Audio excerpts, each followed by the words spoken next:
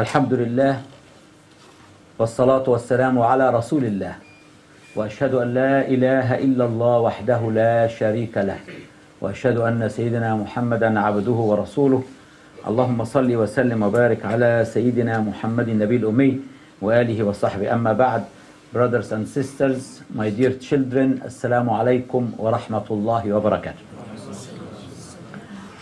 Today, inshallah, I will continue my talks regarding similitudes or parables or examples in the Quran.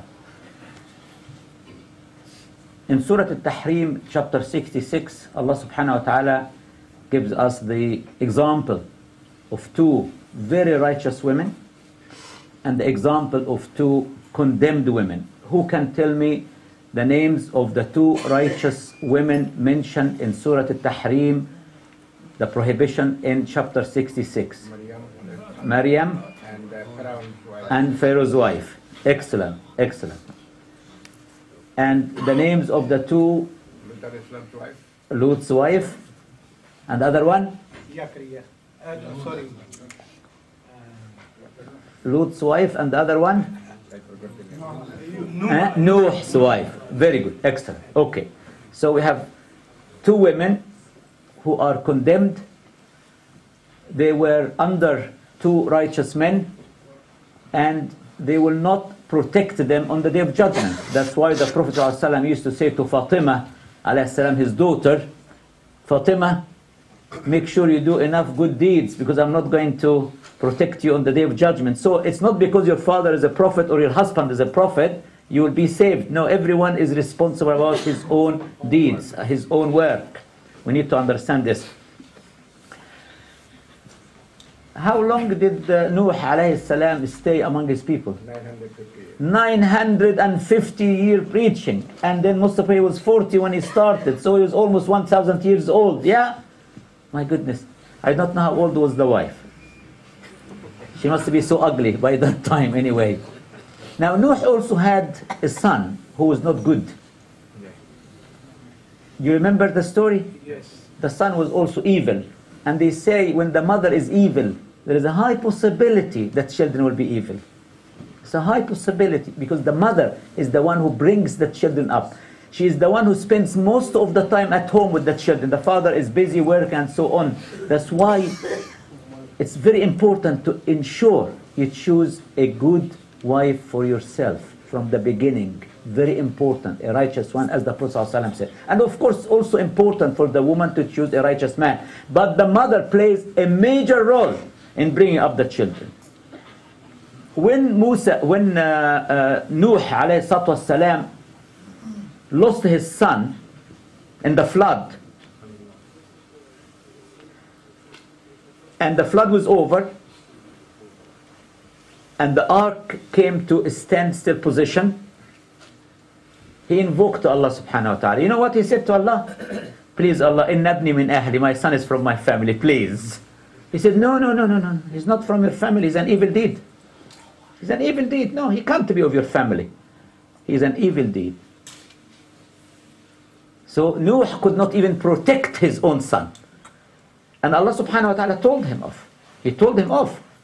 Inni a'idhuka an takuna min al-jahilin. I advise you, I admonish you that you will be among the ignorant. After 950 years. So the son was condemned and the mother was condemned.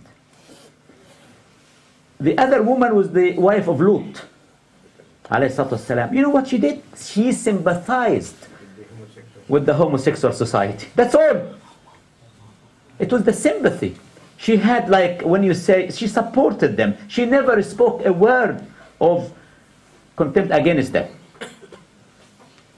So, come. So we cannot support homosexuality.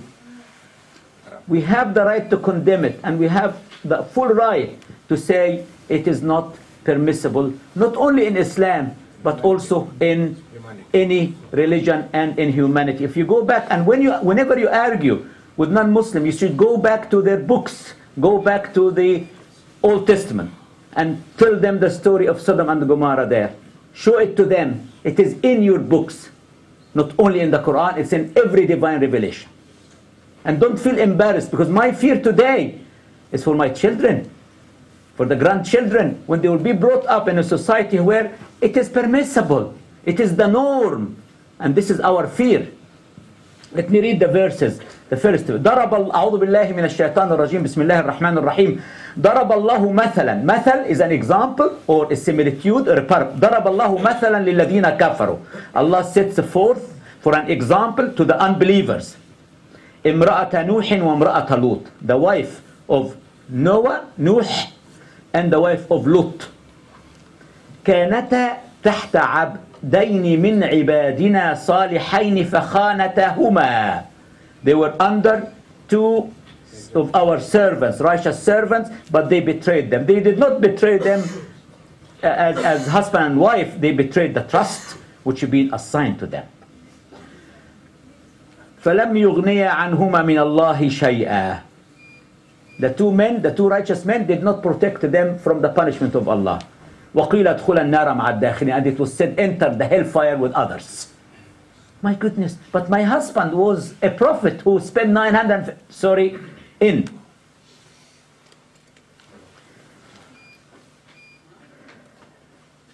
There were evil ones in his own family. This as far as Nuh is concerned. A foolish and undutiful son is mentioned in Surah Hud. Poor Noah tried to save him and pray for him as one of his family, but the answer came, he is not of your family, for his conduct is unrighteous. We might expect such a son to have a mother like him. And here we are told that it was so. Noah's wife was also false to the standards of her husband and perished in this world and in the hereafter. The world around her was wicked, and now this is the wife of Lut now. The world of Lut. The world around her was wicked, and she sympathized with and followed that wicked world. Rather than her righteous husband, she suffered the fate of her wicked world. So there is personal responsibility before Allah. One soul cannot claim the merits of another, and more than one pure soul can be injured. One soul, listen very carefully to this, one soul cannot claim the merits of another, any more than one pure soul can be injured by association with a corrupt soul. The pure one should keep its purity intact. So in the first example, we have two women, the wife of Prophet Nuh and the wife of Prophet Lut. They betrayed the trust, the standards of the husbands, and they were admitted to the hellfire. And Nuh or Lut cannot protect them from that. They cannot even intercede on their behalf on the day of judgment. وَضَرَبَ اللَّهُ مَثَلًا لِلَّذِينَ آمَنُوا. And Allah sets forth as an example to those who believe. امرأة فرعون إذ قالت رب ابن لي عندك بيتا في الجنة ونجني من فرعون وعمله ونجني من القوم الظالمين. What a beautiful invocation. Imagine a woman who lived with this Pharaoh who claimed to be God, or the only one God on earth, and now she detached herself fully from his work, and she invoked Allah by saying, "Oh my Lord, build for me in nearness to you a mansion in the garden, and save me from Pharaoh and his doings, and save me from those that do wrong. رب ابن لي عندك بيتا في الجنة ونجني من فرعون وعمله ونجني من القوم الظالمين." Allah subhanahu wa ta'ala responded to her, because here in the Quran He tells us that He is going to admit her to Jannah. And she is the example, a role model. When Allah talks about mathal here is like a role model, an example.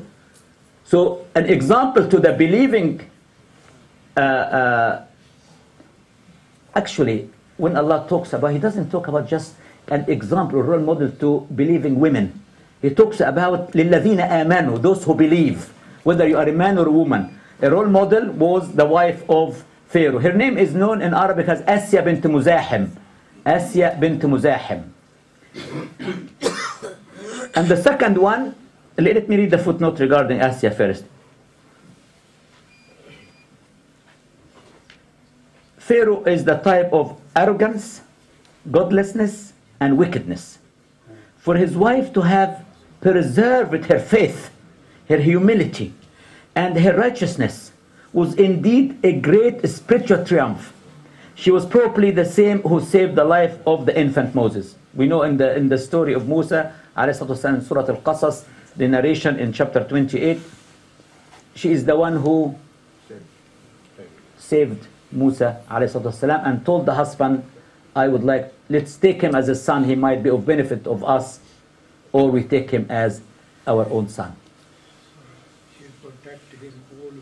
So we talk about a woman who was of a good quality all the time, and she was not corrupt by the status or the society or the palace, put it this way, because a lot of people in the palace will be affected by what is going on around them. The second role model, وَمَرْيَمَ ابْنَةَ عِمْرَانَ, Mary, the daughter of Imran, التي أحصنت فرجها, the one who was so chaste and pure. At the time, when the norm was not to be pure and chaste. People were so proud not to be chaste and pure. Like now, like this time now. Who is this? My partner. Are you husband, wife? No, we just live together. But you had another one yesterday. Oh, never mind. I change them every day. Okay, so this is the norm now. The norm now, we are living together. We have different partners, 2 or 3. It doesn't matter. This is the norm. Society is accepting the wrong. This is the fear again. This is being accepted in our society. Pray to God that neither your daughter or your son or your grandchildren will walk and say, Grandpa, this is my girlfriend. We live together. Pray to God this will not happen. Please. So Mary, the daughter of Imran, who guarded her chastity. فَنَفَخْنَا فِيهِ مِنْ رُوحِنَا. So we breathed into her body of our spirit. وصدقت بكلمات ربها وكتبه وكانت من القانتين. And she confirmed or testified to the truth of the words of her Lord and of his revelations, and was one of the devout servants. Something very interesting in this verse. وكانت من القانتين. Arabs who are in this room now, why Allah did not say وكانت من القانتات? وكانت من القانتات. Why القانتين? Exactly, al-qanitin is from. So Mary used even to pray in the temple with the men in the temple. كانت من القانتين. So she is even a role model to those who used to do qunut. Qunut, when you prolong the prayer, when your prayer is so long, when you stand and prolong the standing, and you kneel and you prolong the kneeling, and then you do your sujood and you prolong the sujood. This is qunut. Another word of qunut, when you come up from ruku' and you stand up and you do an invocation. It's also known as dua al-qunut. But the word al-qanitin, devout. She was so devout.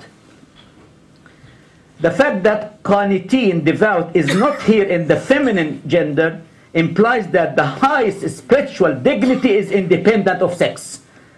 And it's very important. Men and women have equal rights, equal obligations, equal duties, and spiritually they are equal. But here in the 4 examples, 2 bad women and 2 good women. So we need to follow the good role model of Mary, who is pure and chaste, went against the norm in her society, and on the other hand, the wife of the Pharaoh, who was brought up in luxury and power, but it did not affect her in any way. Now let me move now to another parable, beautiful 2 parables in Surah Al-Baqarah, chapter 2. Now, brothers and sisters, how would you describe a munafiq, a hypocrite? Who is a hypocrite? When you say to someone, or a woman comes to me and says, my husband is a hypocrite. He tells and don't do himself. Exactly. He says something and it contradicts with what. Okay, so what he preaches he doesn't practice what he preached. Okay. Now Prophet ﷺ defined the characteristics of a munafiq in one hadith 3 and another hadith 4. So who can remind me with some of the characteristics of a munafiq? He is a liar, he lies all the time. If he is trusted, He will betray the trust. and if he promises, he never delivers. Exactly, and if he promises, he never deliver. He will never deliver. Correct. When he fights, he's dirty. Okay, and he will fight when he goes for revenge. He's so dirty. Exactly. وَإِذَا خَاصَمَ فَجَرْ. Right. إِذَا تُمِنَ خَانْ وَإِذَا حَدَّثَ كَذِبْ. Yes. وَإِذَا وَعَدَ أَخْلَفْ. right. Prophet ﷺ said, if any of us will do this, then he has a خصلة من النفاق حتى يضعها, until he leaves it, until he يتركها. خصلة من النفاق, one of the characteristics of النفاق, hypocrisy. When I speak, do I lie? Maybe sometimes, then I am a munafiq, 1/3 of a munafiq. If I make a promise and don't deliver, what will happen? I am a munafiq. And if I betray the trust, I'm a munafiq. My goodness, then I become 100%. So we need to look into this hadith and think of our action, our behavior, our conduct. So in the Quran, Allah subhanahu wa ta'ala tells us something about the hypocrites. There was no hypocrisy in Mecca. Prophet ﷺ stayed for almost 13 years, yeah? About 13 years in Mecca and 10 years in Medina. There was no hypocrisy in Mecca. I'm a mushrik, I'm a mushrik. I don't care, yes? Nobody would say I'm a Muslim and inside he's a mushrik. No way. On the contrary, the people used to conceal the iman and say I'm a mushrik. The opposite completely of hypocrisy. Give it two face. Okay? Completely different. This is different. It's not hypocrisy. But when the Prophet ﷺ went to Medina, and nifaq, hypocrisy started to appear there. That's why the Quran is full of verses about the hypocrites in Medina itself, and around Medina, and the desert, the Arabs around Medina as well, the tribes around Medina, full of hypocrisy. Why? Because they were fighting for power, challenging the Prophet ﷺ for position, like Abdullah ibn Salul, the head of the hypocrites in Medina. So in Medina, yes, some of the Jews embraced Islam to show that they are Muslim, but they were not inside themselves, they were hypocrites. A lot of the Arabs embraced Islam, but they were hypocrites. So Allah subhanahu wa ta'ala revealed all the verses regarding hypocrisy in Medina, not in Mecca. Because there was no hypocrisy in the first 13 years in Mecca. Either you are a mushrik, or you're not. Khalas. And if you are not, then you have to emigrate. You have to leave everything behind and go to Medina to join the Prophet ﷺ there. So the two parables given in Surah Al-Baqarah, and they are so beautiful. I want you to listen very, very carefully, please. Of course, the verses start about them from verse 8 and until verse 16. You can read them on your own when you go home. But let me just stress on the parables. مثلهم كمثل الذي استوقد نارا فلما أضاءت ما حولهم ذهب الله بنورهم وتركهم في ظلمات لا يبصرون صم بكم عمي فهم لا يرجعون. The first parable for the hypocrites, their similitude is that of a man who kindled a fire. You are in the middle of the desert, so dark, and you decided to have a fire, okay? When it lighted all around him, Allah took away their light and left them in utter darkness, so they could not see. Deaf, dumb, and blind, they will not return to the path. The footnote is beautiful. The man wanted light. He only kindled a fire. It produced a blaze and won the applause of all around. What a great work, yes? But it did not last long. When the flame went out, as was inevitable, the darkness was worse than before. And they all lost their way. So hypocrisy, deception, arrogant compromise with evil, cynicism, or duplicity may win temporary applause. But the true light of faith and sincerity is wanting, and therefore it must mislead and ruin all concerned. In the consternation, they cannot speak or hear each other, and of course they cannot see. So they end like the deliberate rejecters of faith, wildly groping about, dumb, deaf, and blind. The second parable, أو كصيب من السماء فيه ظلمات ورعد وبرق يجعلون أصابعهم في آذانهم من الصواعق حذر الموت والله محيط بالكافرين يكاد البرق يخطف أبصارهم كلما أضاء لهم مشوا فيه وإذا أظلم عليهم قاموا ولو شاء الله لذهب بسمعهم وأبصارهم إن الله على كل شيء قدير. Or another similitude is that of a rain-laden cloud. From the sky in it are dozens of darkness and thunder and lightning. They press their fingers in their ears to keep out the stunning thunderclap, the while they are in terror of death. But Allah is ever round the rejectors of faith. The lightning all but snatches away their sight. Every time the light helps them, they walk therein, and when the darkness grows on them, they stand still. And if Allah willed, He could take away their faculty of hearing and seeing, for Allah has power over all things. Footnote, again, beautiful. A wonderfully graphic and powerful simile applying to those who reject faith. In their self-sufficiency, they are undisturbed normally.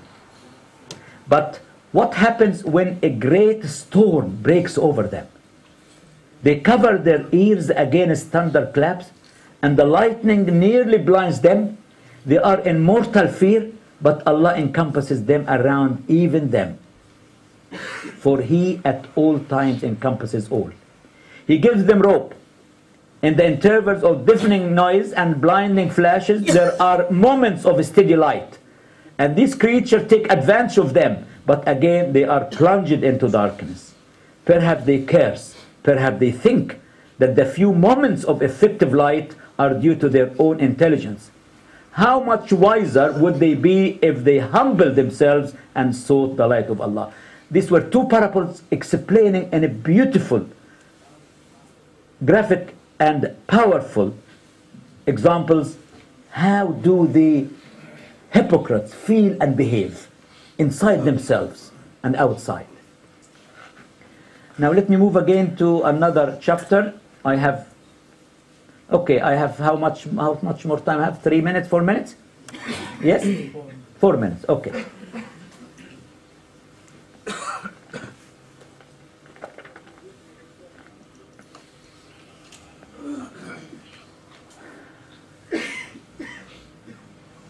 Surah Al-Fatih, chapter 48. Starting from verse 29. Muhammadur Rasulullah. Muhammad is the messenger of Allah. Statement from Allah. وَالَّذِينَ مَعَهُ, and those who are with him.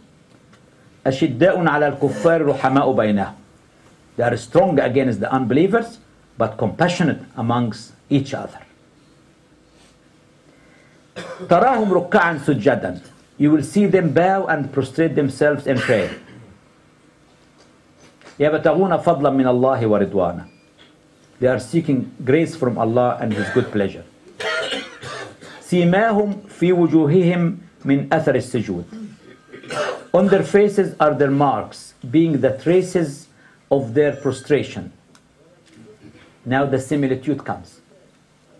مثلهم ذلك مثلهم في التوراة. This is the parable in the Torah. The Torah was the book to Musa alayhi salam. So what is the parable in the Torah? The parable in the Torah, according to 4914, their humility is before Allah and His Messenger and all who have authority from Allah, but they yield no power or pomp, nor do they worship worldly show or glitter, nor is their humility before Allah is mere show for men. According to the traces of their earnestness and humility are engraved on their faces, i.e. penetrate their inmost being, the face being the outward sign of the inner man. If we take it in its literal sense, the traces might mean the marks left by repeated prostration on their foreheads. Moreover, a good man's face alone shows in him the grace and light of Allah. He is gentle, kind, and forbearing, ever helpful, relying on Allah and possessing a blessed peace and calmness that can come from no other source. In the book of Moses, which is now found in a corrupt form in the Pentateuch, the posture of humility in prayer is indicated by prostration. For example, Moses and Aaron fell upon their faces. This is in chapter 16, verse 22. The second similitude, which we can find in Al-Injil, وَمَثَلُهُمْ فِي الْإِنْجِيلِ, and their parable in Al-Injil, the gospel or the book given to Isa ﷺ, is كزرع أخرج شطأه فآزره فاستغلظ فاستوى على سوقه يعجب الزراع ليغيظ بهم الكفار وعد الله الذين آمنوا وعملوا الصالحات منهم مغفرة وأجرا عظيما.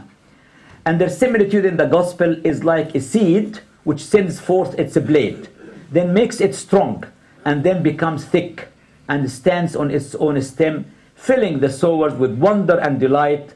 As a result, it fills the unbelievers with rage at them. Allah has promised those among them who believe and do righteous deeds forgiveness and a great reward. So the similitude in the gospel is about how the good seed is sown and grows gradually, even beyond the expectation of the sower.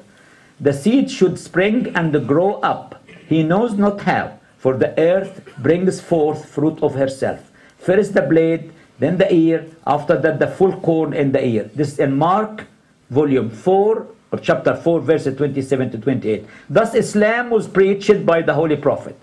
The seed seemed to human eyes lost in the ground, but it put forth its shoot and grew and became strong until it was able to stand on its own legs. And its worst enemies recognized its existence and its right to live. Note how much more complete the parable in the Quran. The mentality of the sowers of the seed is expressed in beautiful terms. Its growth and strength filled them with wonder and delight. The result of the wonderful growth of Islam in numbers and strength was that its enemies were confounded and raged furiously within their own minds, a contrast to the satisfaction, wonder and delight of the Prophet and his companions. أقول قولي هذا وأستغفر الله لي ولكم ولسائر المؤمنين فاستغفروه إنه غفور رحيم.